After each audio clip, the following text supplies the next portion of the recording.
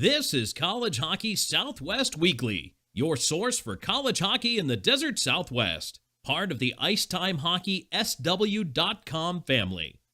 College Hockey Southwest Weekly is presented by College Bar and Grill, 502 South College Avenue in Tempe, and online at ilovecollege.co. Now, here are your hosts, Scott Strandy, and I'm Tom Callahan. Welcome in to another episode of College Hockey Southwest Weekly. I'm your host, Scott Strandy. As you can see, my co-host, Tom Callahan, is not with me today. Tom's a little under the weather, so we're wishing Tom a speedy recovery and start to feel better. We've got a big home stretch coming here that we need Tom healthy for. But first things first, folks, let's talk a little bit about the pairwise. The Sun Devils, of course, had last weekend off on their bye week, but yet still managed to move up in the pairwise, sitting at number 11 right now, and headed into a big weekend series with the Boston University Terriers out in Boston. So as the team prepares to go out there, we're talking about what do they need to do to accomplish what most people thought was the impossible, and that, of course, is getting into the NCAA hockey tournament. In my estimation, they're going to need 6 more wins out of their last 8 games. So it all starts at Boston University. I think it's a team that they can play with. I think it's a style of play that they want to play. So we're looking forward to a good weekend series, and you know, for Joey DeCourt, it's another return back home, but he's already defeated and swept a series with Boston College, his hometown university. His second hometown university is Boston University, and now he gets the opportunity to do that as well. He already picked up a win at Harvard, so for Joey personally, I think this means a lot to him, and for the team, they're counting wins right now, folks. They just have to continue to win, and they control their own destiny. But being a team that's not in a conference, there is no conference tournament for the Arizona State Sun Devils. It's strictly play through your schedule, and hopefully you have more wins and losses, and hopefully you've earned some pairwise points along the way. And you know, currently with just 8 games to play, the Sun Devils are in a very good position, and this weekend is going to be a nice opportunity for them to move up in the standings just slightly and just more secure that spot with wins. So we wish Coach Powers and the rest of the guys a good trip out east again at Boston University. As we get going right now, I do want to talk a little bit about our special guest. We've got the leading goal scorer, folks. He resides in Phoenix, Arizona. He's with the Arizona State Sun Devils. Johnny Walker is the country's leading goal scorer with 19 goals so far this season. And it's going to be a great visit with Johnny, so stay tuned and we'll come right back with a visit with Johnny Walker. Pre-game like a pro, post-game like a champion at College Bar and Grill. Located across the street from the iconic A Mountain and Sun Devil Stadium and a quick walk from Wells Fargo Arena, College Bar and Grill is your home for the best local craft beer, delicious creative cocktails, tasty food, and Tempe's best atmosphere for Arizona State athletics. College Bar and Grill. Pre-game like a pro, post-game like a champion. Online at ilovecollege.co. All right, we're back with another special guest for College Hockey Southwest Weekly. Not really special guest because you see him all the time around here at Oceanside Ice Arena, but Johnny Walker, welcome in. Thank you. I'm going to start this off by first saying Johnny Walker, 19 goals in the season, leading the country in scoring. Mm-hmm. What do you say? Yeah, I mean, it's a good start. You know, we still have 8 games left, 8 really big games to lead into our tournament, and it's important that everyone's still focused on what really matters here, and that's getting into the top 12 to secure our spot there. You know, we talked about you guys had an off season or a bye week this season. You're going to have another one coming up, and then you're going to end your regular season about 3 weeks before everybody else does. Mm-hmm. Is that a good thing in your estimation? Yeah, I mean, you can kind of reset. Like I said, you really want to get in that top 12, 10, 11, 12, so you kind of don't have to scoreboard watch, and you know for pretty certain that you'll be in the tournament, and you'll have a game to play. But it's just, you know, it'll be good to kind of reset and refocus, and kind of you know, everyone else is still working through the weekend and battling, and it's a time for everyone to get fresh and rejuvenate batteries and get ready for a little playoff hockey. You know, I talked to your teammates and I asked them a lot about, does it matter to you guys not being in a conference not having that conference tournament, is that a disappointment, or do you look at it as, you know what, everybody's got to get in here except for the 5 conference champions anyway, they all got to go the same route, so does it really matter to you guys? I mean, it just, at the end of the day, our whole season is playoff hockey, and we kind of realized that from the start, and we got off to a real good start, and we've kind of carried that on towards the second half here. And you know, it doesn't matter how you get there. I mean, what was Duluth last year, the last team in, right? Right. And they ended up winning the national championship. So it really doesn't matter. You need good goaltending and solid defense, and then put the puck in the net to win games, and especially down the stretch. So we're capable of doing all that, and we will. You know, when you came into this program last year, you saw a little bit about what it was all about, college hockey. Now it's really developed. You have a good freshman class. But Coach Powers joked with me a couple of years ago about being a big physical old team. That's what he wanted to be. It seems like the teams that you guys have struggled with, your Clarkson, Cornell, have been big physical teams. Do you see a correlation there between the two, or you lost a couple of games that you were going to lose because you didn't play well enough? Yeah, I mean, Clarkson and Cornell, you look at the standings and people would call them upsets when they happen, but then they go out there the next couple weekends and they prove themselves, and they're great hockey teams. Cornell, a really tough place to play. I think that maybe our younger guys and even guys in my class and probably all the way through, it was a little nerve-wracking playing in that environment, and it takes some getting used to, and that's part of learning and growing as a college hockey player, and adapting to that. So I know we kind of got a taste of playing on the road in a tough environment, and I'm sure this weekend will be tough too. Are you more comfortable now playing on the road that you guys have you personally have had a season and 3 quarters under your belt? Does road games bother you, or you feel pretty good there? Yeah, I mean, I think that everyone can kind of get caught up on where you're playing. Obviously, it's tougher environment, but at the end of the day, you kind of gotta learn to shut that out, and it's just another 60 minutes of hockey. So right now we got 8 games left, right?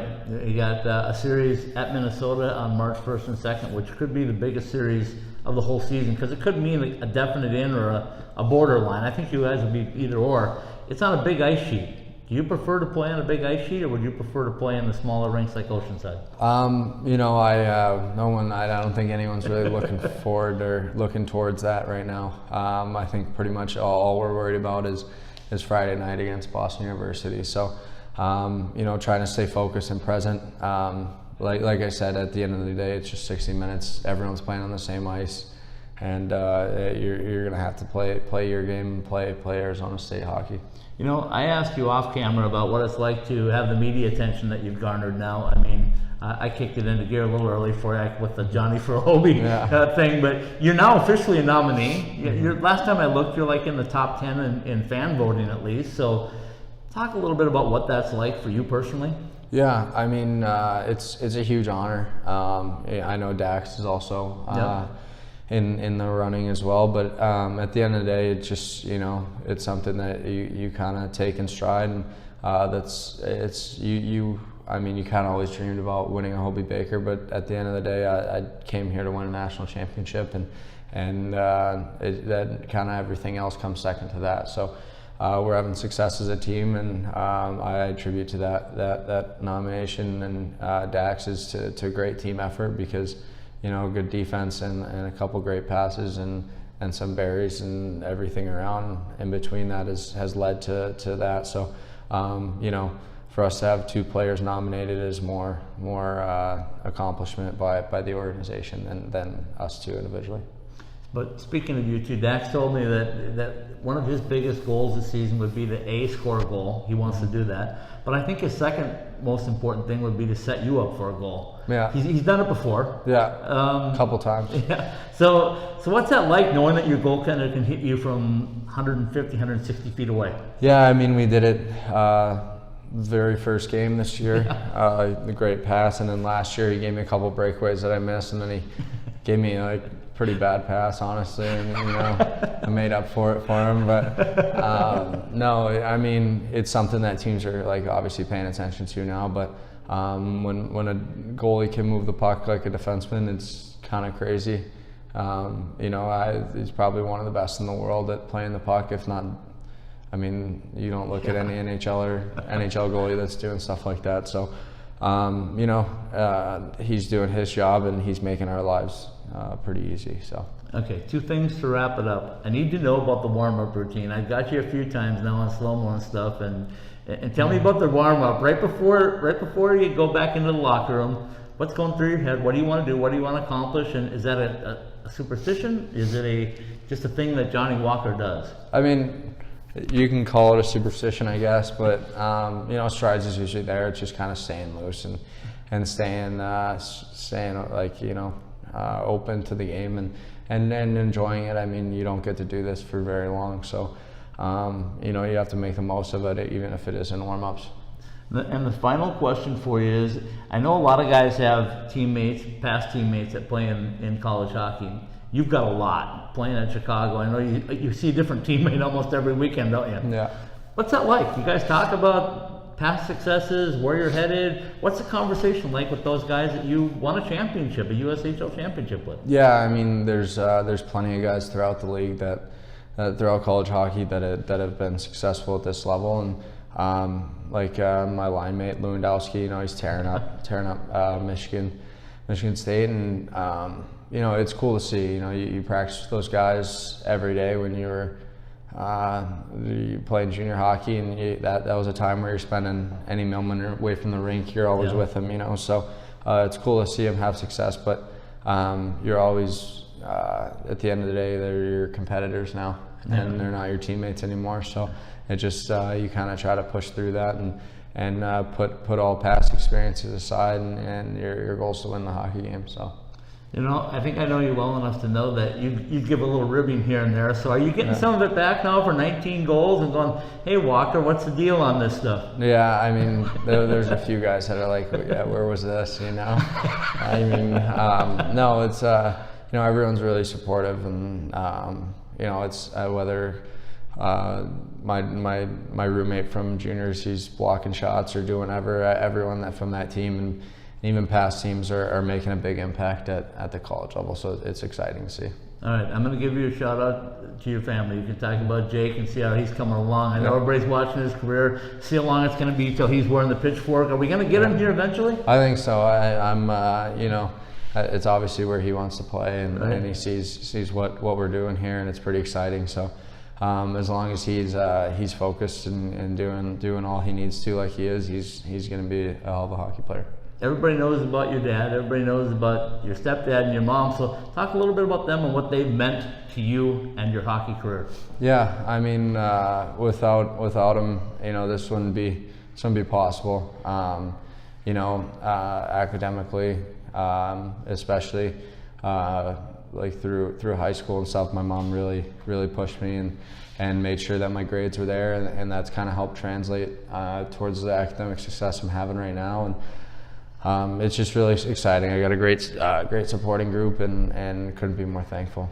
Johnny, appreciate your time. Keep on the roll. Let's get back and kick towards that 30-goal mark I said for you. You got a ways to go now, 8 games. Yeah, that's a lot of ground to make up, but we'll get Start this weekend at Boston U. Okay, get a couple of wins, and let's get into that NCAA tournament so we can get a little more excitement for this program. Perfect. Thank you.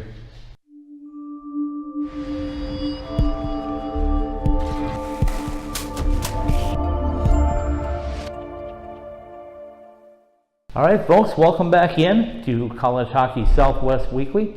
Just finished a great interview with the leading goal scorer in NCAA hockey, folks, and yeah, it's for real. It's here in the desert. It's Phoenix native Johnny Walker, who's had an incredible season, and it's not over yet, folks. As you probably heard in the interview, Johnny is confident that this team is going to get where they want to go, which is a national tournament, and even one step further to win the national championship. So best of luck to him. We want to thank Johnny for coming on today and visiting with us. I know it's a busy, hectic schedule for him after being nominated just a week ago to the Hobie Baker nomination fan vote, along with his teammate goaltender Joey DeCord. It was an opportunity where both of them are up for the award. Joey will also, I'm sure, be a candidate to win the Mike Richter Goaltender Award for the best goaltender in college hockey. But right now, we're talking Sun Devil hockey and what do they have to do to get down the stretch. We talked about it briefly. We said they need to continue to get wins, which they do. More importantly though, they need to get pairwise points. How do you do that? Well, you win games in a point where you're convincing. I mean, you don't have to go to overtime with everybody or things like that, but you want to try to win convincingly. And second of all, you got to hope that some of the teams that you played earlier stumble a little bit. So it's not really scoreboard watching, it's pairwise watching, folks. But the Sun Devils right now control their own destiny. They're number 11 in the pairwise. Can they move up some? Sure. Can they move up a lot? Doubtful. But what they can do is continue to hold down a top 12 position in the pairwise, and that will pretty much assure them an opportunity to play postseason hockey.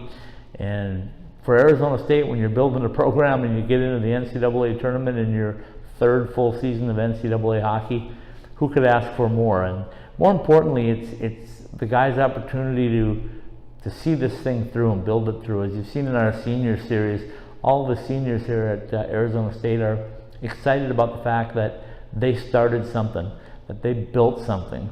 They know it's going to continue to build, but they want to be a part to say they were the building blocks, the foundation of this great program. So that's all for today, folks. We'll be back next week, and my man Tom Callahan should hopefully be back with us if he gets some medicine in him, gets a little rest and recuperation. And I want to thank you and also thank Johnny Walker for being our guest today on College Hockey Southwest Weekly. We'll see you next week.